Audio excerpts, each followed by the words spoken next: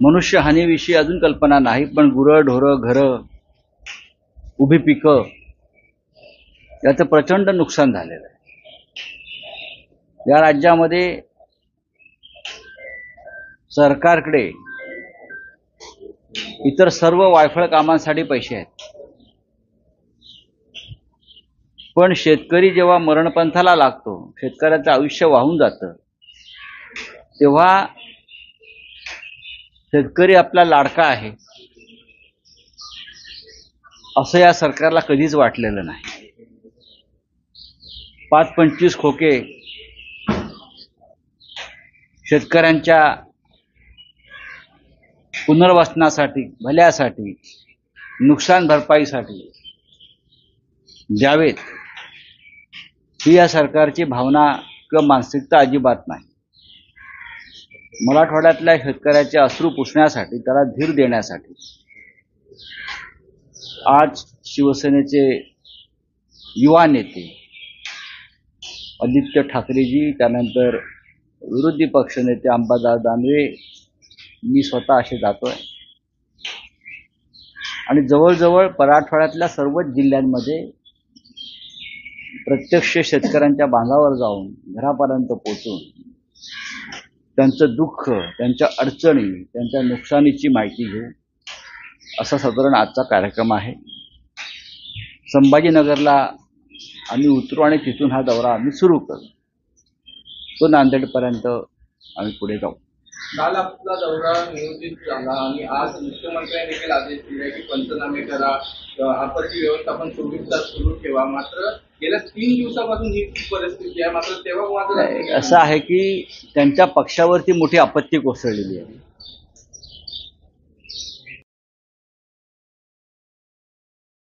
त्यांच्या पुतळ्याचं दुर्दैवी प्रकार घडला, त्यानंतर या सरकारवर जी आपत्ती कोसळलेली आहे त्या आपत्तीतून त्यांना सावरायला वेळ नाही। इथेच त्यांचं काय ते आपत्ती व्यवस्थापन फेल झालंय आणि आदित्य ठाकरे यांनी दौरा जाहीर करतात, मुख्यमंत्र्यांना आणि त्यांच्या सरकारला जाग आली आणि मग पंचनामे, नुकसान भरपाई वगैरे वगैरे त्यांनी ते सुरू केलंय। पण हे ढोंग आहे, शेतकऱ्यांना माहिती आहे। हे वारंवार त्यांच्या बाबतीत 2.5 वर्ष की माननीय उद्धव ठाकरे किंवा आदित्य ठाकरे यांनी दौऱ्याची घोषणा केली की त्यांना शेतकऱ्यांच्या बाबतीत जाग येते। खरं म्हणजे राज्याचा सगळा निधी, विद्यार्थ्यांचा, शेतकऱ्यांचा, सामाजिक न्याय विभागाचा, हा सगळा निधी राजकीय कारणासाठी फक्त एकाच योजनेकडे वळवल्यामुळे शेतकऱ्यांवरती आफत आलेली आहे, हे मी स्पष्ट सांगतो। सर, आपत्यांसंदर्भात तुम्ही वक्तव्य केलं की वर्षावरती असं, मात्र मुख्यमंत्री म्हणतात की चॅलेंज दिले, तुम्हाला आव्हान दिले की वर्षावर येऊन शोधावा आपत्यांना, मात्र अजूनही आपटे भेटत नाही। नाही, आपटे भेटत का नाही सांगावं ना। म्हणजे जर आपटे सापडत नसतील, त्यांना लुकआउट नोटीस जाहीर केली, बरोबर ना। आपटे को लुकआउट नोटीस जारी किया है ना, लुकआउट नोटीस जारी केली याचा अर्थ पोलिसांच्या हातात तो लागत नाही। मग या राज्यामध्ये गृह खातं, या राज्यामधलं सरकार काय करत आहे? महाराष्ट्रातून जर ते पळून गेले असतील ते महाशय, तर त्यांना पळून जायला या सरकारने मदत केलेली आहे।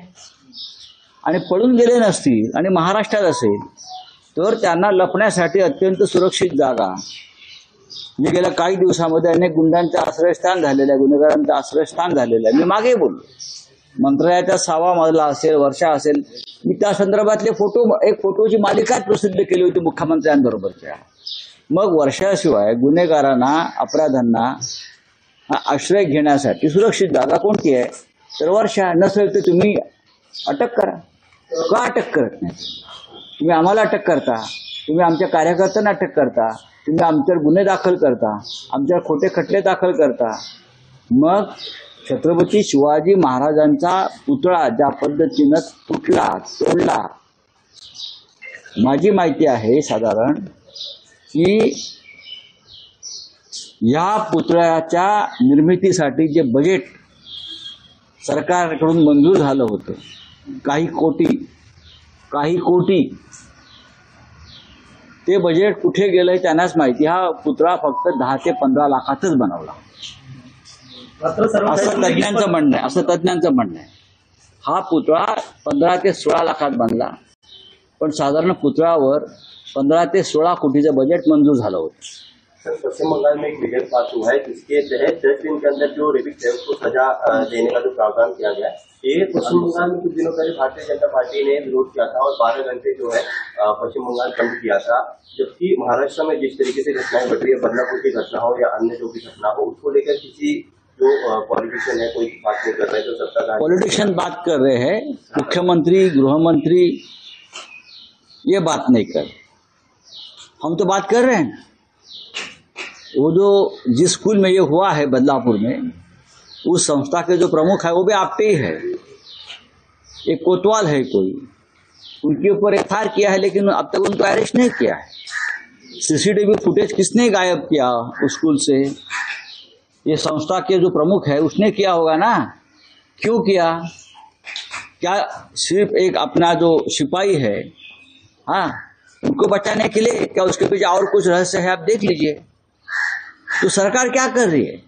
हम तो बोल रहे हैं ममता दीदी के खिलाफ आपने जो आंदोलन किया पश्चिम बंगाल में, वो एक राजनीति। हॉस्पिटल में जो दुर्घटना हुई है डॉक्टर के बारे में, उसके बाद पुलिस एक्शन में आई, पुलिस ने गुनहगार को अरेस्ट किया, जांच की, और क्या करना चाहिए?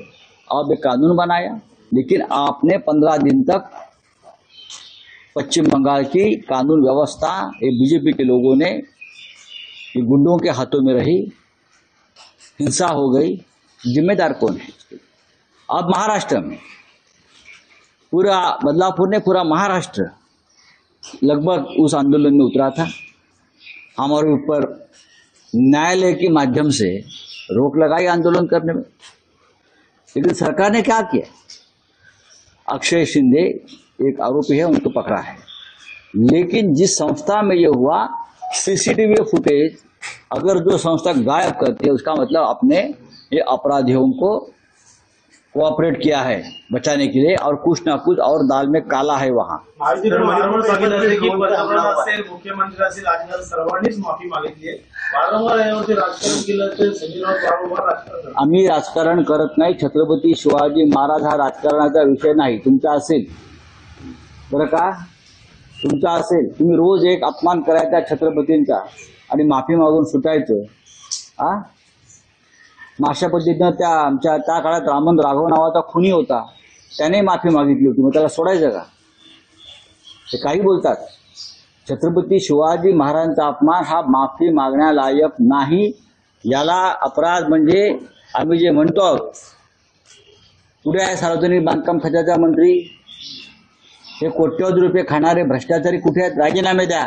माफी काय मागताय? चला, सरकारने त्याच्यावरती कारवाई करावी. ठीक है, प्रधानमंत्री के संज्ञान में मणिपुर एक अपना राज्य है, ये नहीं है। मणिपुर देश का हिस्सा है। मणिपुर भारत के नक्शे पर एक हमारा राज्य है। ये बीजेपी खास करके प्रधानमंत्री के संज्ञान में नहीं है। यूक्रेन, पोलैंड, पुतिन, हाँ, और कहाँ कहाँ के देश ढूंढते हैं, वहाँ घूमते हैं। बहुत बड़ा जहाज है एयरफोर्स वन, ये जो है अपना बाइडन की धरती पर air force one, Air India one बनाया है। जाकर देखिए, उसमें बहुत बड़ा एक महल जैसा एक है, फकीर महल में घूमता है। चलिए, thank you. IND news Marathi, फक्त देशभक्ती. लाईक करा, शेअर करा, सबस्क्राईब करा.